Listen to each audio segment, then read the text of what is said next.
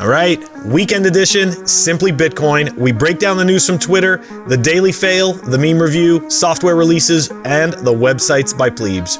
Drop us a like, subscribe. All right, number time. Let's do it. We are currently at a block height of 678,669. Current Bitcoin price 59,060.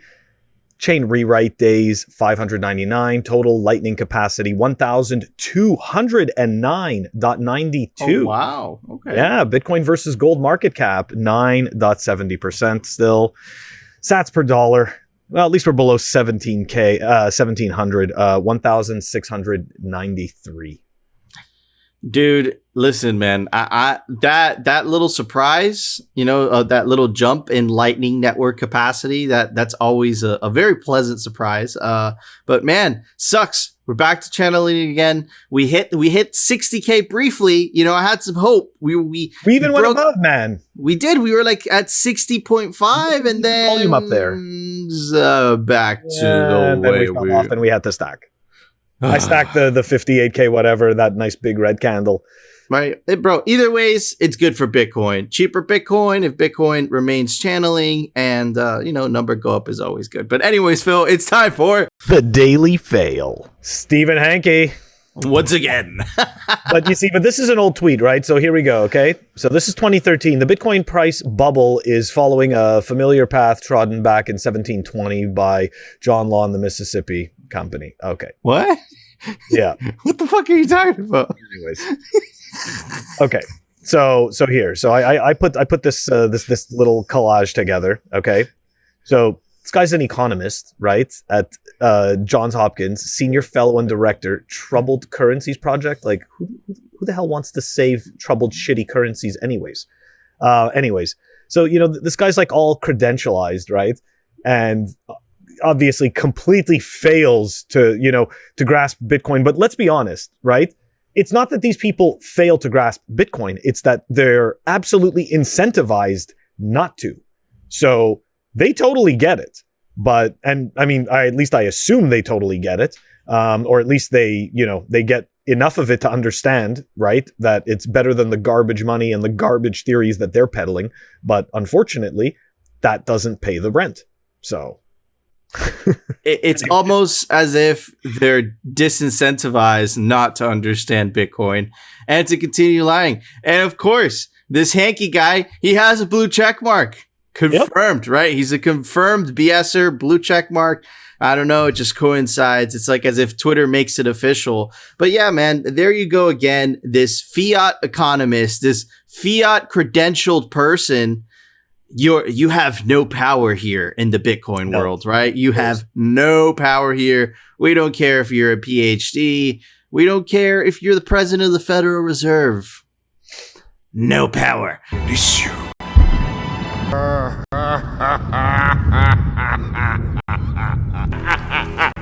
You have no power here. But anyways, Phil, it's time for the Daily Meme Review. All right, everybody. So the meme for today, it's not really a meme, but we've done this before. And because it's the weekend edition, we wanted to change it up a little bit. Last time we played you a clip of Max Kaiser just going at it. Well, this is a clip of the Chad, Michael Saylor, just going at it to the point that that Max Kaiser tweeted and hashtagged it with freedom. Let's check it out. Give me an example of something you can own $100 million of where you can take personal custody of it and where you can actually move it anywhere on earth and where even if I hold a gun to your head, I can't take it from you. And the only thing we've ever figured out that you can do that with is Bitcoin. And so Bitcoin is like, it keeps everybody honest. The optionality to do this means that all you got to do is find one bank in Singapore that'll treat you better than the bank in New York or London or Tokyo. And then you can move it in a half an hour for $5. And what happens next? The bank in New York thinks, well, I guess we can't screw these guys over because they'll just move it to Singapore. And the guys in California say, well, I can't just tax all the Bitcoin in California. It'll move to Wyoming. It'll move to Singapore. It'll move to Malta. And at the end of the day, you can tell everybody to go fuck themselves. You can put it in your head, memorize the freaking key, right? And it's here. And then, the classic Bitcoiner response is, oh, yeah, my Bitcoin, I lost it in a boating accident. You ever heard that phrase? It's kind of a trope, but what it means is at the end of the day, if you push me too far, I lost it. It's gone. Sorry. You're right. So, yeah, I mean, look, amazing video. Perfectly describes what we've been telling you guys for months now, right? Yeah. That Bitcoin completely defunds them in a peaceful manner. And, yeah, dude, and it's just, it's just becomes this black hole sucking everything in. And, yeah, dude, so epic. And for that, Phil, I'm going to have to give it this score, dude. I don't know if you're ready. Brace yourself. I'm going to give it 3/4 full toothpaste. All right. So it's not a fully, it's not a full tube of toothpaste. No. Okay. So it means it's not the best score you've ever given. Well, depends, because every quarter of toothpaste less, the score actually increases. Okay. You know what? I like the way you think, right?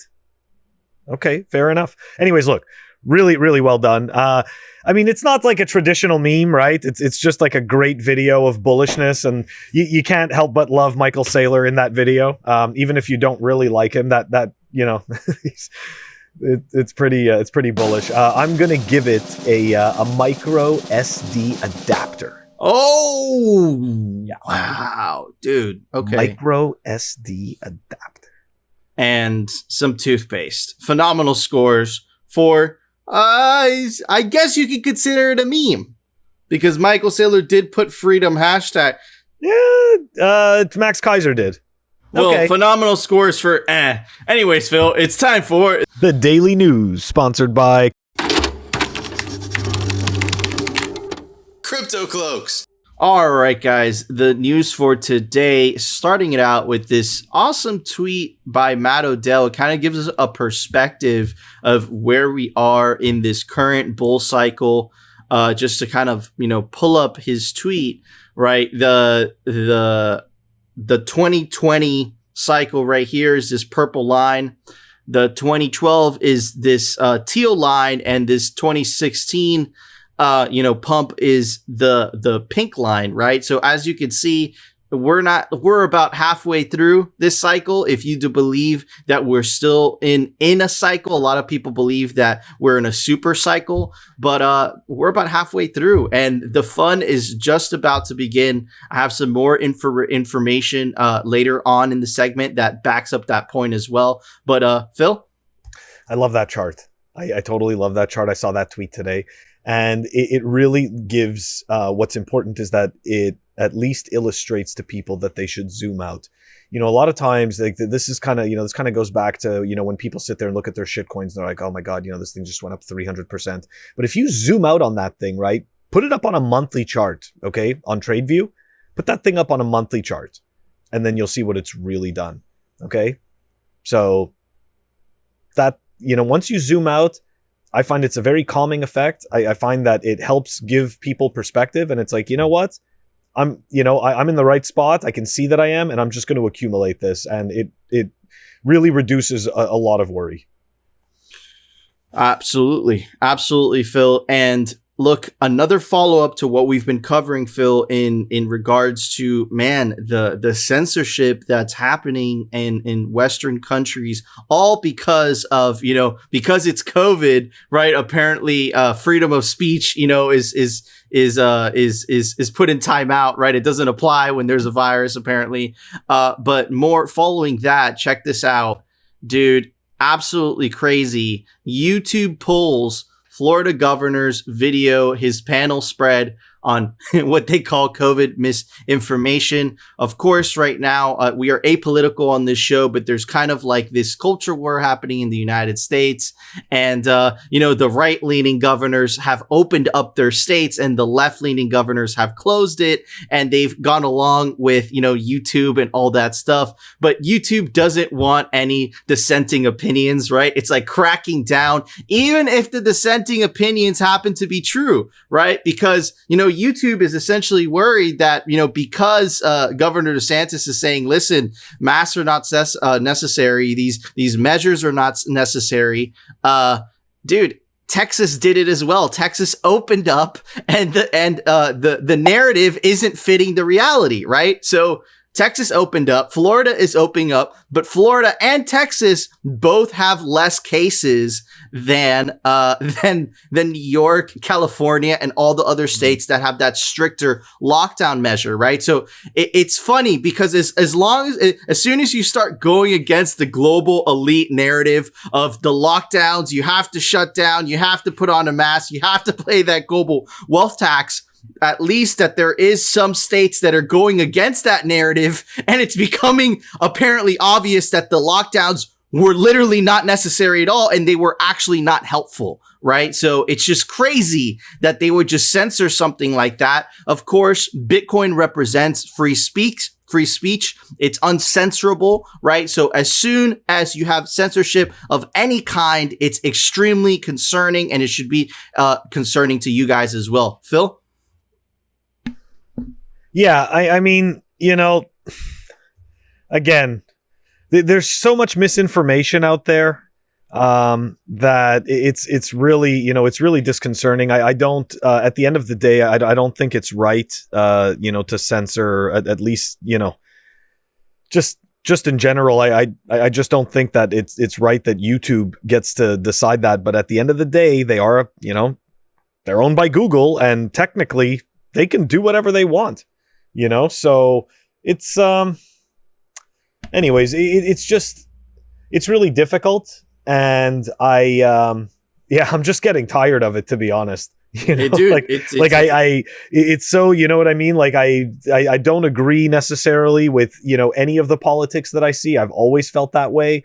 Ever since I was a kid, I've always felt that it doesn't, none of it serves the people, none of it truly serves the people. And this is exactly why you need a decentralized currency. You need something decentralized like Bitcoin, because imagine if these corporations like Facebook tried to do earlier on in the year before they got shut down, right? If they stopped liking your political beliefs, they would just shut off your currency, right?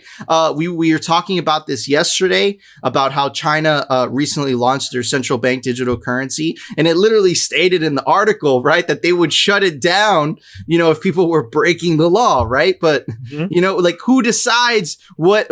Man, it's a very slippery slope. We've talked about it tremendously on this show. But anyways, Phil, you know how we always talk about how KYC is horrible, and the reason it's horrible is because you're literally creating this honey pot of information for hackers to potentially hack. We saw the other day Facebook have this enormous hack. Now there's another enormous hack by LinkedIn. 500 million users, about 2/3 of the platform user base. Look, and I know what you're thinking. Maybe it's just LinkedIn, maybe it's just Facebook, maybe it's the government. But, these exchanges, they must have, better security, kind of guarding our potential, secure information. Well, you'd be wrong on that too, because Paxful on this hacker website, man, look at how much information is being sold only for the price of 1 Bitcoin, but it can't be negotiated.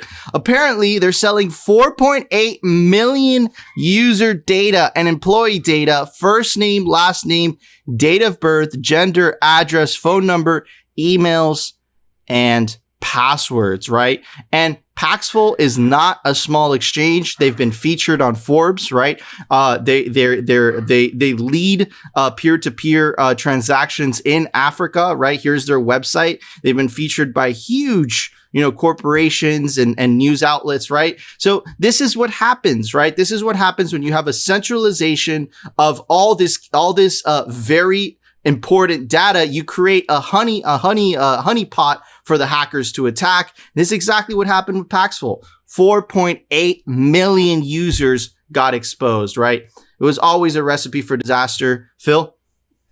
Oh my God. And the data points that they got are obviously bad enough that, they can definitely craft some emails that can fool, fish people out of their info. So yeah, I heard about that LinkedIn thing. I think it was yesterday or the day before. I think it was yesterday.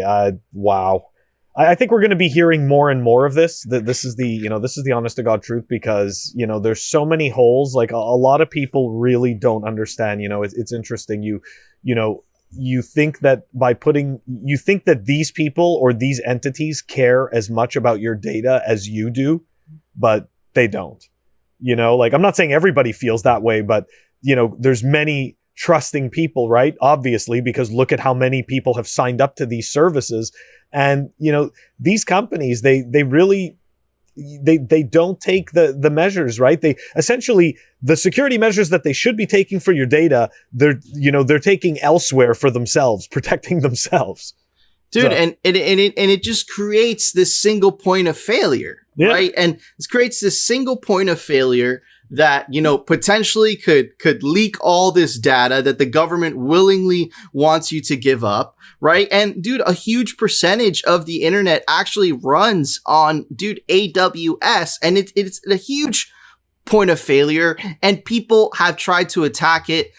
This recent article, FBI arrests man for plan to kill 70% of the internet in an AWS bomb. This would be catastrophic for everything. The banking system, Ethereum, because Ethereum it's run on AWS. where did all those shitcoins go? It would be catastrophic, right? And this is the problem with centralization. This is a problem with centralization of data. When it's centralization of data, you create this single point of weakness. It's like the attacker just needs to attack one spot, right? And if it's money, it just creates corruption, right? Because too much money and too few people, power corrupts all, right? So, dude, it's just so funny that it's fun. It's funny, I don't think is the appropriate word, bro. It's funny because it's like the person writing the script is just having a great time, but damn, bro, who the hell is running this planet, dude? Because they're insane, Phil. Oh yeah, I forget who it was that said this, and I'll probably massacre this quote, but it goes something like, God is a comedian playing to an audience that is too afraid to laugh, and it's kind of interesting, and it kind of has to do with what you just said about who the hell's running this, this planet and the script, because that is honest. I'm sorry, but I find that, as much as I agree that it is horrible, it's kind of hilarious because it would knock out so many shit coins. I'm sorry, but I find that funny. Dude, they would all stop That's where it working. stopped for me. They would all stop working, like literally, like narrative done. Oh man, Well, faster transactions. Yeah, but it's a faster track, exactly. But anyways, guys, I said I had more bullish news when we were covering the Matt Odell tweet from it was a screenshot from the Block Research. Well, check this out. This is how much of the bull market is left to come, and what we've been seeing lately, Phil. We've been channeling, but in the background, something very interesting has been happening, Phil. Check this out. This is the percent balance of Bitcoin on exchanges. And as you can see, this chart started since September 14th.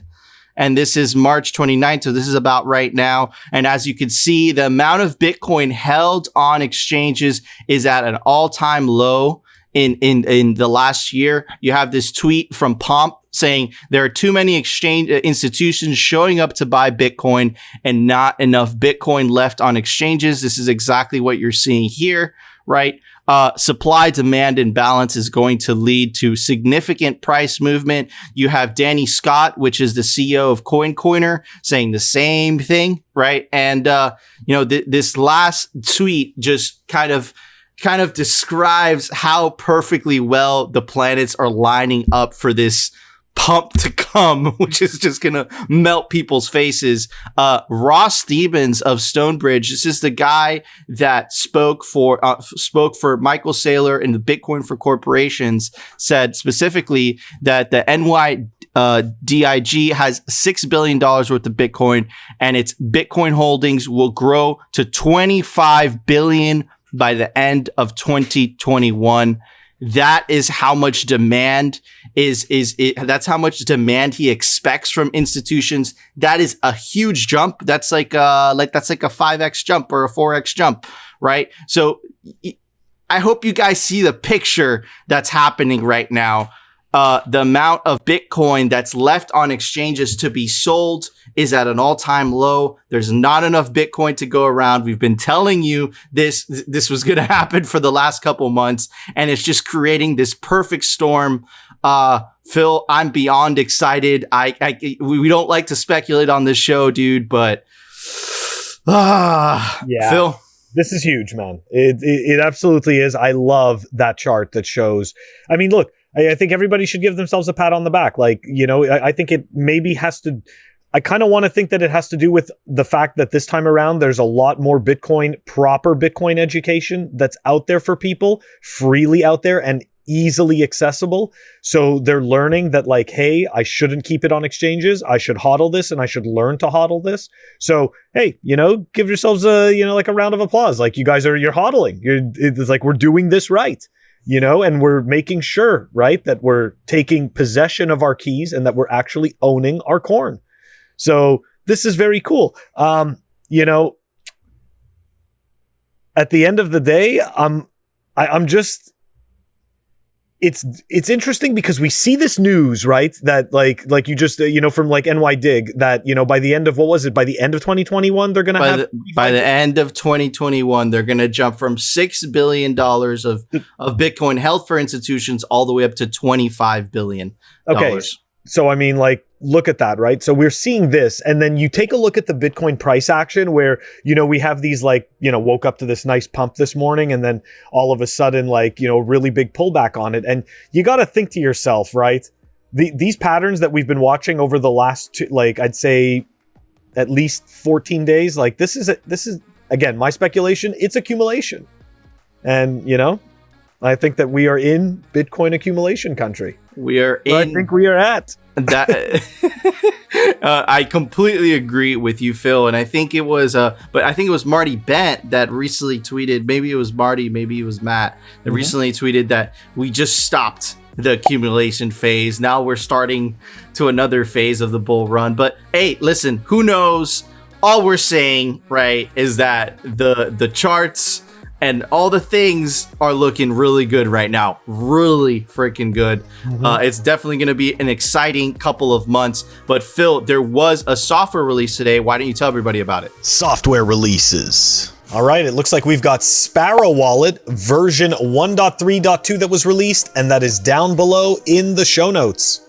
Awesome. Thank you, Phil. All right, guys, that was our show. If you like the show, you know what to do. Comment and hit that like button. Smash it. Don't hate it. Smash it. And of course, if you want to continue hearing the news from the Bitcoin pleb perspective, definitely consider subscribing. And we will see you tomorrow. Or no, we'll see you Tuesday for another episode of Simply Bitcoin.